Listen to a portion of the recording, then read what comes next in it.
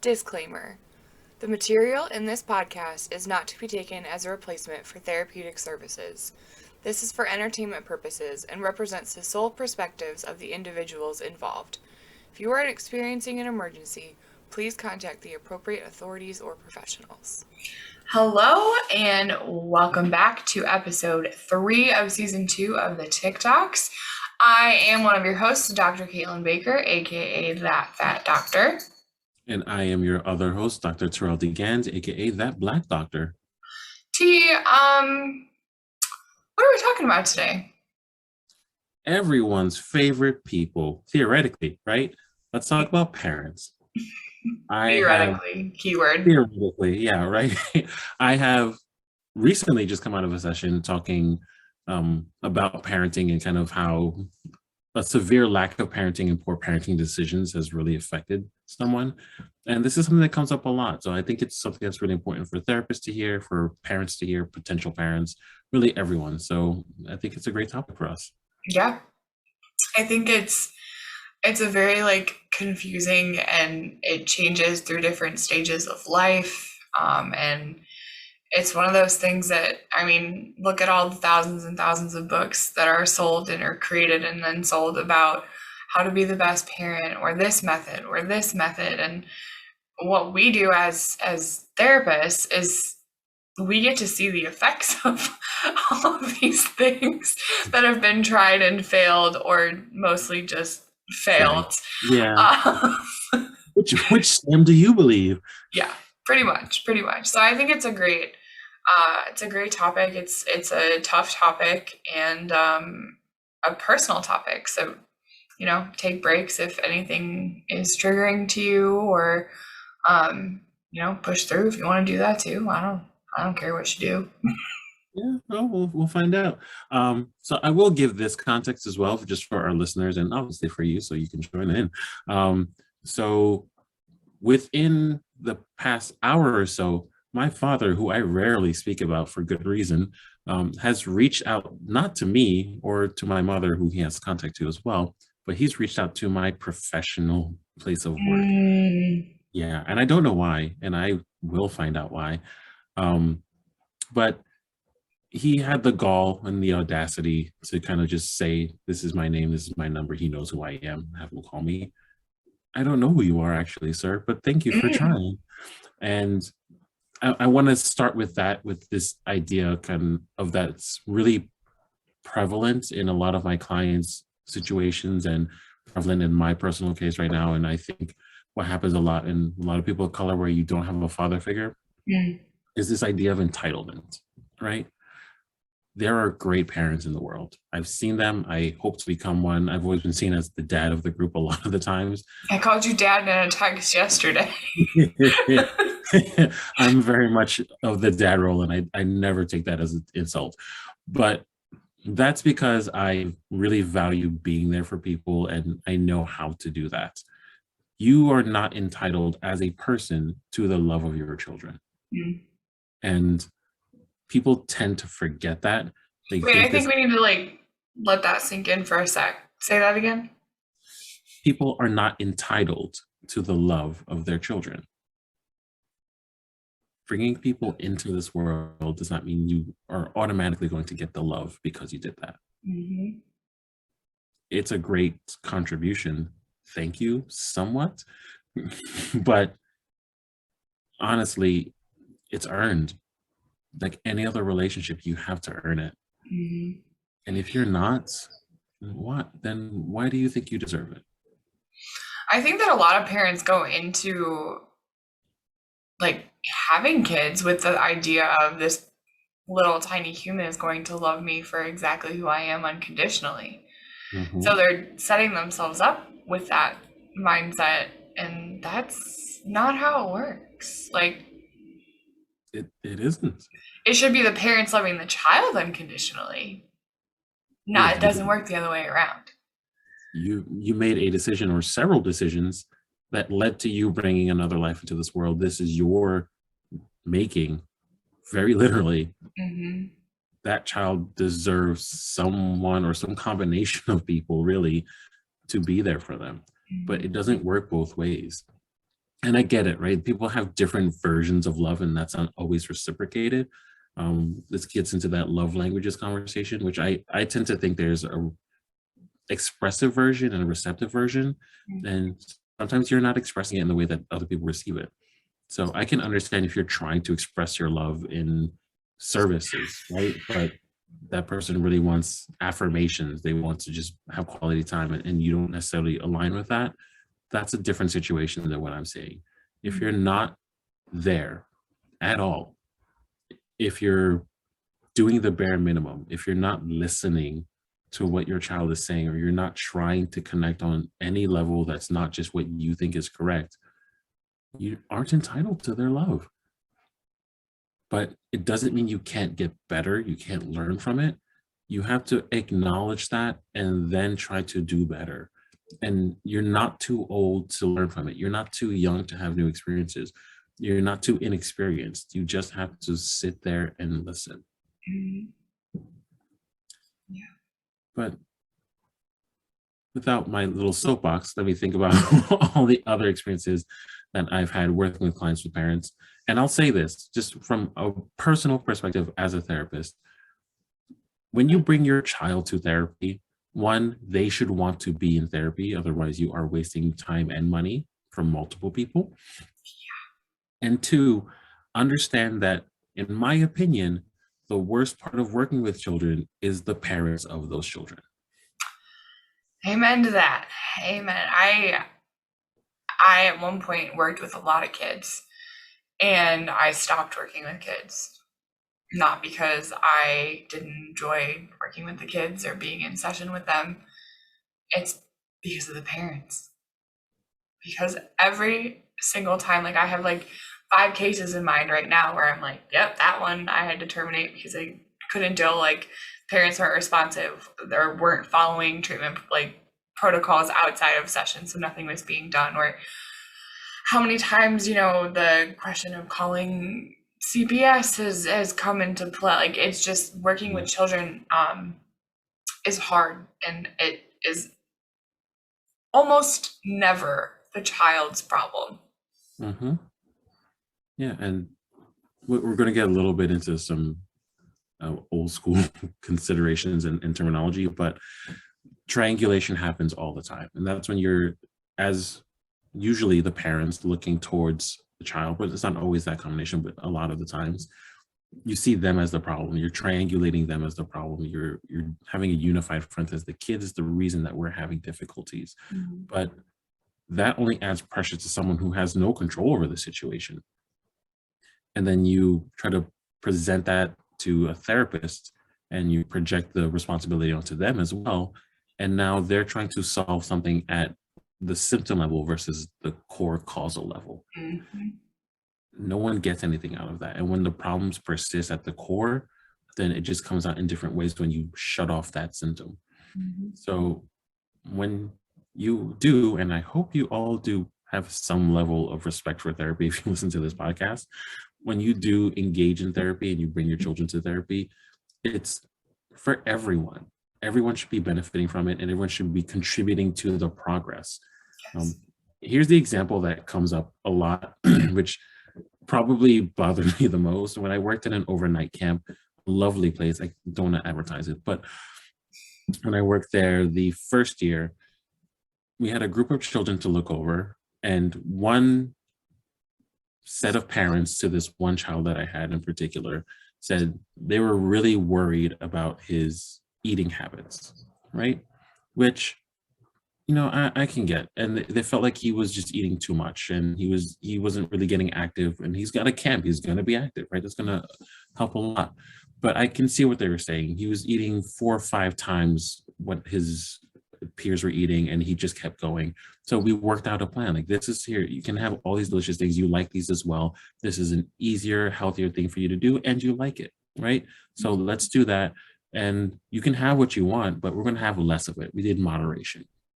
Within 2 days, he loved it. He was way more active. He was happy. And what happened the second the parents came to pick him up? Oh, we're so glad to see you. Let's go get McDonald's.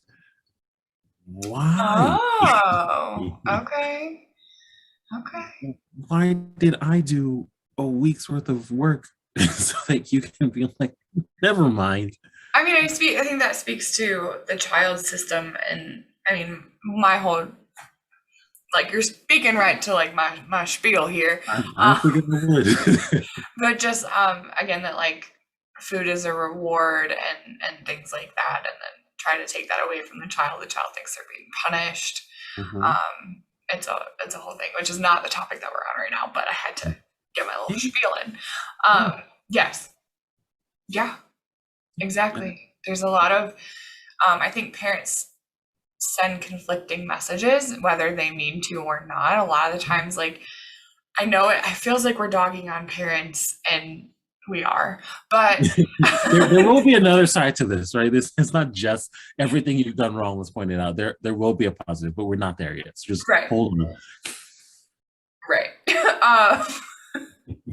I think that parents are figuring it out themselves, right? Like, everyone says there's no manual, and there are hundreds and thousands of manuals, but that's kind of the problem, right? Like, no one really knows what they're doing, what they're supposed to be doing, how to be supportive, what a good parent looks like, what a bad parent looks like, because these definitions are contextual, they are cultural, there's just a lot of different ways to interpret like what a good parent versus a bad parent is. Mm-hmm. But in my experience, I think that line is a lot more clear than what other people make it out to be. I don't know if you would agree with that. Just maybe that's because I've seen some of the worst of the worst. Like, while I was working in homeless shelters and community mental health centers and things like that, I've seen just absolutely heartbreaking stories. But I've even had parents in like private practice who are more affluent, and even those kind of parents make mistakes. So I don't know where I'm going with this. I just know that nobody knows what they're doing, and that's okay, because our instincts only take us so far with most majority of it. And I would love to write that, and not that I'm a parent expert, not that I'm a parent myself. I know some of you might be thinking, like, how can you two speak on this? Neither of you are parents. We have parents. So we have parents, but also we're human experts by definition. Like, we know the human mind, the human interactions. We understand humans at a much greater level than the average person just kind of going through life. And that's what makes us experts on those things. I don't need to have that experience to understand it. The same way you don't hope your doctor has a stroke to really understand strokes. You learn it. Yeah. I like that little analogy, because that happens all the time to us. And the way that we're treated differently than medical providers is a whole other topic. But I digress, because yes, exactly. We don't need to have kids to know how they should be treated. And yes, while it would definitely help and reinforce those ideals that we already have to experience it ourselves, we don't need that to speak on this. So, not to like flaunt like our degrees and be like, we know what we're talking about, but I get this a lot from people, right? Like, you don't have kids, how would you know? You can't give me advice. You've never had to clean out a blowout from like it doesn't make me less qualified. This is all over the place. I started out today by texting T, or I think I emailed, and I was like, I am not in a good mood, so y'all are getting this version. Sorry, not sorry. Anyway, parenting. Yeah, we've seen worse. But to an earlier point that you were making, it's not about making mistakes. You're going to make mistakes as parents. You're going to make mistakes as people. That's part of the process. It's completely okay to make mistakes. It's not okay to keep making the same mistake with no intention of changing. Yes. You're going to lose your cool, right? I've worked in school settings. I've worked a lot of different places where I worked with kids, and I get it. You want to yell. You want to put your hands on them sometimes. You want to disregard all parenting rights in very brief moments. Sometimes you're depressed because they're there. Sometimes you're really excited and you just say too much at the wrong time. Like, so many things can happen. Are you learning from those experiences though? Are you saying, wow, I saw the way I affected him or her or they or whatever your child identifies as, or maybe they don't identify as anything at any point, right? But I saw how that affected my kid or kids, and I don't want to do that again. Or say, wow, I saw how it affected my kids. Well, they have to get used to it. Like, sorry. Like, what are you doing with that information? Yeah. Apologizing, while nice in retrospect, it doesn't mean that there's going to be changes. And I know that like a lot of parents, when they do make those mistakes and have blow ups, will go and like talk to their child and apologize for those things, and that's great. But the next step that T is referring to is like, what changes are you going to make to ensure that that doesn't happen again, or that your temper is more in check? What work are you going to do on yourself to ensure that that's not going to happen again? So it's not just an empty apology and then the same cycle repeating over and over. Maybe different instances, but it's still that same general cycle. And for anyone that's kind of doubting this piece, I'll say something I tell parents a lot is you want to teach your kids how and when to be the best versions of themselves, but they don't really learn by listening to what you're saying. They learn by watching what you do. So if you actually want to teach your child or children to not lie to you, to be honest with their emotions, to open up about things, to do anything that you would want a really good person to do, it starts by you doing it. When they see you doing that, that's when they actually start to learn, this is a great way to deal with my emotions. And consequently, if you have a terrible way of dealing with that, maybe it's through drinking or smoking or whatever, right? Whatever your vice would be, then that's what they learn. I don't really want to do this, but I know for a fact I've seen people do this to feel better, and that's what they gravitate to. If you show the respect for the mental health and the addressing of that mental health concern, then that's what they're going to learn, and that's what they're going to emulate because they see it in you. And I know it's not new information that kids are like sponges, right? Like that's a very common phrase. Kids are like sponges. They're taking in everything that you do. But I think that some people don't quite realize the extent of that. So imagine, if you will, you're taking this little person who has no idea about the world, has not formed any of their own relationships, connections. They just have their family and the environment around them in which to learn. Literally nothing else.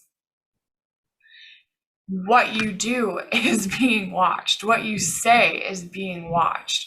And I also wanted to get into a little bit about generational trauma and how generational parenting is a big effect. And like kind of even in the US, there's always going to be debates on corporal punishment versus what the new positive parenting looks like. And a lot of that debate in general over parenting goes back to how you were parented yourself, and then how you kind of, one thing I hear constantly is, I'm going to be nothing like my parents, and then overcorrecting that and going the opposite way, or doing the other thing of following similar patterns despite your best efforts not to. And that's because it is generational. These things do get passed on from, grandparents to parents to kids to their kid, like on and on and on it goes. How do you stop this pattern? How do you choose to not only look at your mistakes that you've made and right them, but generationally those mistakes, and how to not do them, how to stop doing them, or how to heal from those things happening to yourself? One of those things that I hate, I see it on Facebook posts all the time, is like, I got hit with a belt and I turned out just fine. Like, so just because you survived it, you want to perpetuate that onto your child and make them also survive that terrible thing that happened to you? What purpose does that serve? I don't get it. I also find it interesting that the people that need to post all of their thoughts for others to validate turned out fine. Well, that's another, that's another discussion. maybe you didn't, but without extra judgment in there, you have to recognize what you would have wanted in that moment, right? What helped you to learn from that? Is it the fear of being chastised, the fear of being hurt, or did you just have that anger towards them? Because you probably just held anger inside and then couldn't do anything about it because you didn't have any power. So maybe you wanted to be heard. Maybe you wanted more time with them so you can address whatever the concern was that you got beaten for. What you wanted at that time is the same thing that they're going to want or want now. And I'll also kind of tweak something you said earlier. I don't think it's just as little humans, right? These are your teenagers as well. These are your pre-adolescents. These are your early 20s kids. These people are still growing. Your mind still develops until you're 25. You're still taking in information. It's not too late for you to show your child or children that you can be better and they can be better also. Show that there's the possibility for change. There's always a possibility for change, but especially in your developmental years, 0 to, like you said, I think it's 26 and a half is the technical, legal mumbo neurochemistry jumbo. 25 is round and nice, so let's just I know 25 sounds so much better.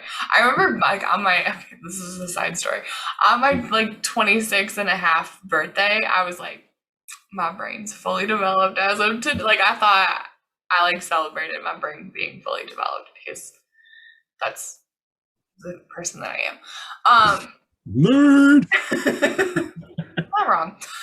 But I think parents most of the time are well-meaning. I think that that's a common misconception when people are evaluating themselves and thinking, am I a good parent or a bad parent? I think intent is often overshadowed by actual actions. So thinking like, I'm doing what's best for my child. This is what I deem as what's best. This is the way I was raised. All these kind of statements. Your intent might be good and you might be thinking that that's what they need, but the impact is not that. The impact can be completely just detrimental. Yeah, that's the word I was looking for. So I want to do the heavy, hard transition into let's applaud the parents that are doing the right things, right? And how many things we can think of. So if you're going to your children and you're asking them about their day and you're giving them the space to do it, even if they don't have an answer right away, you show that you're actually invested. You're not just going through the scripts. Oh, how are you doing? Great, done. If you're really invested in it, you're doing a great job. If you are watching your own self-talk and demonstrating how to love yourself, take care of yourself, you're doing a great job. If you're in a conflict and they see it, or it's a conflict with them, and you don't just sweep it under the rug, you actually address the core concerns. You try to talk through it. If you don't have an answer right away, you come back to it. You make sure you find a solution. You're doing a great job. If you are feeding your children and giving them even the most basic of necessities, obviously more would be great. But if they have a place to be that they feel safe, if they have food, if they have water, resources, our hygiene is taken care of, you're doing a great job. If you can acknowledge that you're human and you make mistakes, you get angry sometimes, you get sad sometimes, you're not in the same mood, you don't have the same responses, and it's not their fault, you're doing a great job. I'm out of them. But so let's talk about like what doing a bad job looks like, right? So I know that we've kind of touched on things just very generally, but if you are someone who is constantly belittling your child, expecting things out of them that are causing the child stress, a lot of what I see is kids who are in school who strive for this perfectionism, and if they don't get this grade, being scared of what the reprimands for that will be, and the stress that adolescents and high school kids and even college kids go through to please their parents. If you're putting that kind of stress on your child to be successful because they're afraid of your reaction, not great, buddy. Not great. They don't, no. They do much better when it's just supportive, when it's just, you fail the test. Okay, I still love you. You'll get the next one. And if you don't, I'm dropping my microphone. We'll worry about that then. And what resources can we provide you? What help can we get you? Etc. Yeah, and that's a great point, because it reminds me of something I had said to a newer client that I recently acquired. This idea of perfection is completely, and I mean completely, it's completely ridiculous, because there's no actual version of perfect. And people say, no, you can get hundreds on tests. No, that means you knew enough of that subject that the teacher wanted you to know, but you're not perfect in that subject. And the thing is, knowledge is ever growing, and not everyone's being tested for the right skills. This is kind of an old analogy, but you may be a fish and you're being tested on how to climb trees and pick bananas. The monkeys are going to do great, but it doesn't mean that you don't have your own innate skills and value. Yeah. If you don't do well on the test, okay, that sucks. I'm sorry. It hurts. And I know it's important for you to continue through school getting good grades. You are doing your best. Tired, you're doing your best. You have too many things on your plate, you're doing your best. You're trying to get through, you studied, you didn't have enough time to study as much as you would like to, you're doing your best. That's what you should push your child to do, not being the best. Can we talk about parents who grow up with this idea of what their kid is going to be, right? Like, including but not limited to gender and sexual orientation and occupation, like what you think your kid should be doing. What the fuck is that? Excuse my language, but what the fuck? Okay, I'm not creating a life and then being like, okay, you're gonna do this and then, like, what? Did you do all those things?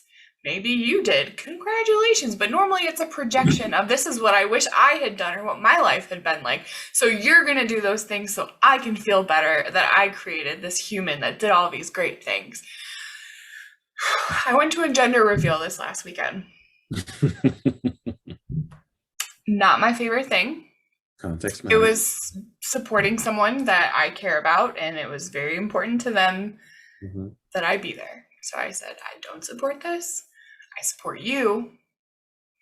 But okay. But that in and of itself, putting that on them, oh my God, like so much pressure on, is it a boy or a girl?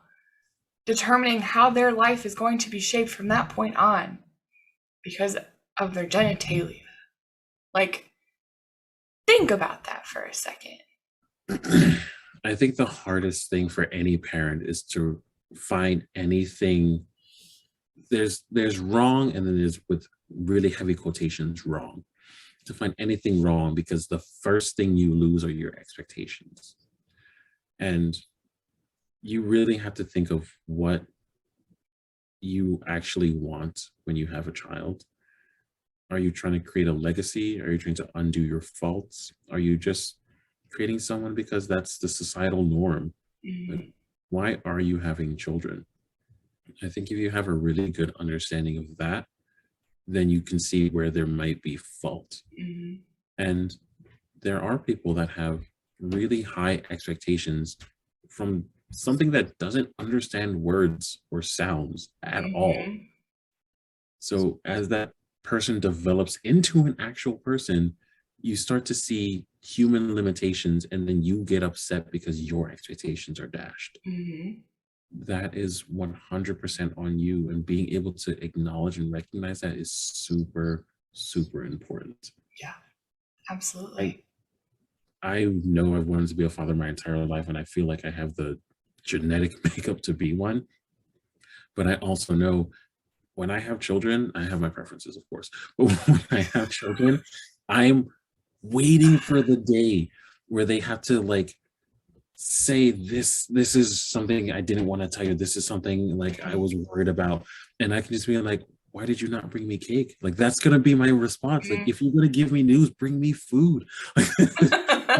that they're gonna be more upset that I was concerned about the food than anything they had brought to me. It's like, I don't care. Like, Yeah. are you still breathing? That's what I care about. Right. Then why are you trying to upset me without bringing me food? This is that. gonna be my response. I'm so ready for that conversation. Yeah. But I understand that. I don't want my child to feel like there's anything they can't bring to me.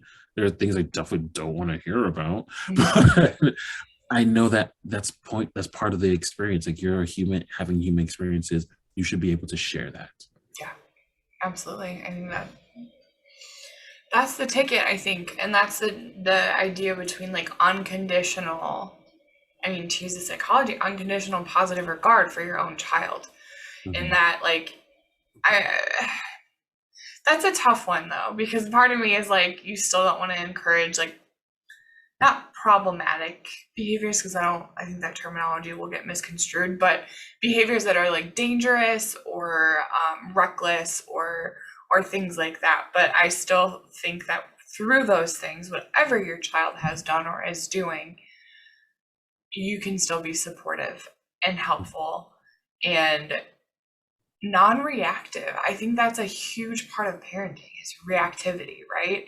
So like T's example, like someone comes to you with some big thing, be like, okay, what do you need from me? Like, it's about this idea of just being there, of listening, of even creating this supportive environment where a kid can come to you. I know, sorry, mom and dad, but like, there were things and are things that you will never know, because that's like the kind of dynamic that's set up there.